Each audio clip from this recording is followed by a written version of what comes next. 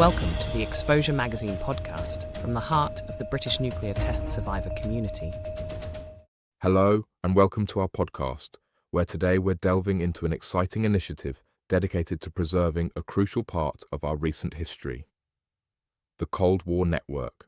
Across the UK, numerous Cold War sites, from disused bunkers and nuclear test facilities to abandoned airfields and listening stations, offer a glimpse into a complex and often overlooked chapter of the 20th century.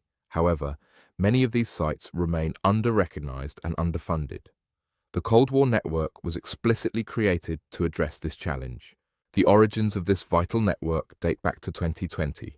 Dr. Peter Robinson and Dr. Milka Ivanova from Leeds Beckett University secured funding for a research project to explore how visitors engage with Cold War spaces and collections, particularly in comparison between Eastern and Western Europe. As their project neared its end, they hosted a dissemination event in February 2023 at the Kelvedon Hatch Secret Nuclear Bunker. Attendees, who included representatives from major heritage organisations, identified a clear gap in expertise and collaboration regarding the management and marketing of Cold War heritage.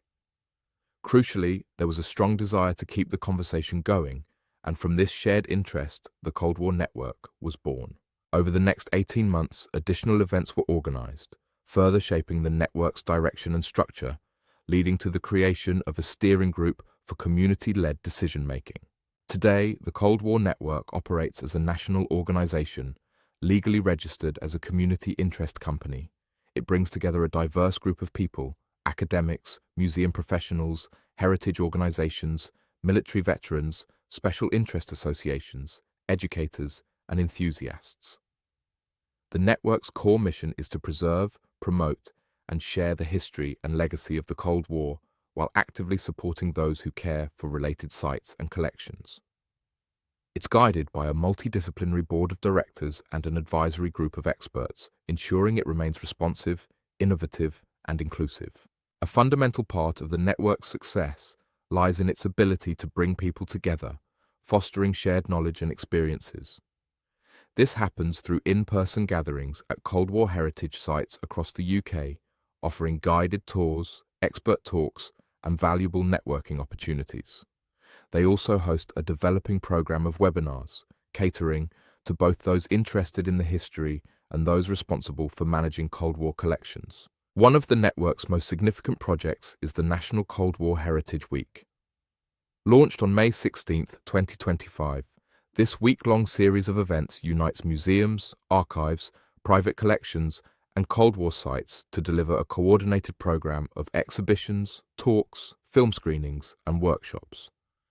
This initiative is designed to raise public awareness, encourage collaboration between organisations, and provide a platform for community engagement, allowing the public to connect with Cold War stories that continue to shape our modern world.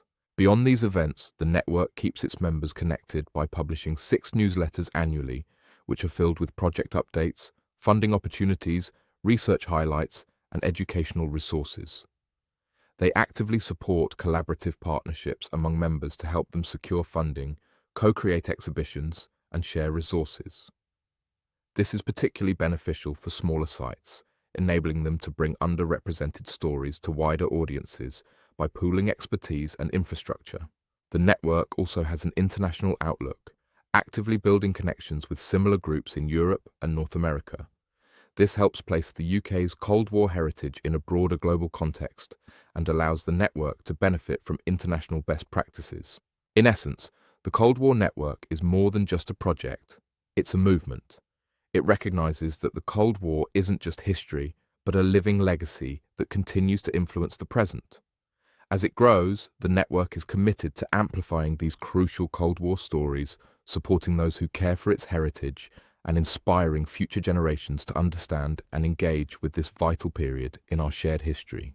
Moving to the second part of this episode, Wesley Perriman, curator at the BNTVA Museum, recently explored a book titled Britain's Cold War Heritage, authored by Peter Robinson and Milka Ivanova. As someone already familiar with many of the UK's Cold War sites, such as Orford Ness and RAF Upper Heyford, Wesley approached the book with a sense of curiosity and a desire for new discoveries. What he found was not merely a historical reference, but a practical and engaging guide that inspired a memorable family visit to the RAF Radar Museum at Neatishead. This visit significantly deepened his understanding of Britain's Cold War defences and the development of radar technology. The book is structured around key Cold War themes and locations, effectively blending historical narratives with site-specific insights. It covers a wide range of topics, from radar stations and nuclear bunkers to protest movements and cultural responses. Its effectiveness lies in its balance between depth and accessibility, avoiding overwhelming technical language while providing sufficient background to appreciate the significance of each site. This made it particularly suitable for family use, especially when planning a visit to a museum like the one in Neatishead. A valuable feature of the book is its inclusion of a guide to 50 publicly accessible Cold War locations, which Wesley found highly useful for planning visits. The book's visual richness, with its numerous photographs and archival images, not only enhances the reading experience, but also serves as a practical tool for identifying and locating sites. The authors also expertly weave in the cultural and social dimensions of the Cold War, including the campaign for nuclear disarmament, CND, and popular media portrayals of nuclear anxiety.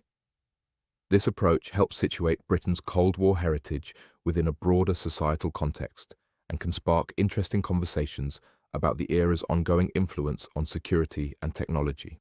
The visit to the RAF Radar Museum at Neatishead was a direct result of discovering it through the book.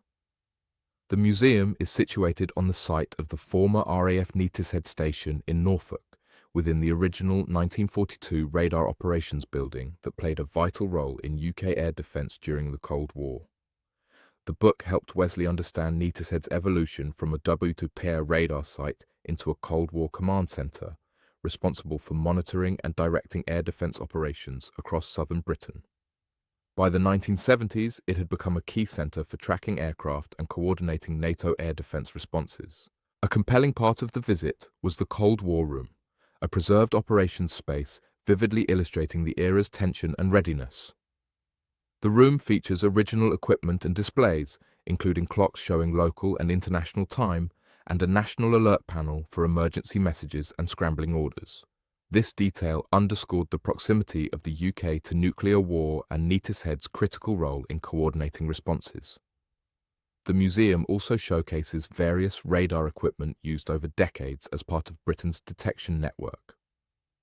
A memorable moment for Wesley's sons was sitting in the cockpits of a Tornado and a Jaguar aircraft, which served as a powerful hands-on way to connect younger generations with Cold War technology and history. The museum volunteers, some of whom had served at RAF Neatishead, greatly enriched the visit with their personal stories and insights, bringing the exhibits to life. Their anecdotes about base life and the pressures of a high-alert environment added a profoundly human dimension, aligning with the book's emphasis on the people behind the technology. Beyond Neatishead, the book also provided new context for Wesley's previous visits to other Cold War sites. For example, the haunting landscape of Orford Ness, a secret military testing ground for radar and weapons development, took on new meaning. Similarly, RAF Upper Heyford, with its aircraft shelters and American presence, was reinterpreted as a powerful symbol of Britain's strategic role in NATO. In conclusion, Britain's Cold War heritage is more than just a historical overview. It serves as a gateway to exploration. Wesley emphasizes its ability to inspire real-world discovery, transforming a holiday into a journey through history. The book is available from Amberley Publishing or direct from the Amazon link in the comments.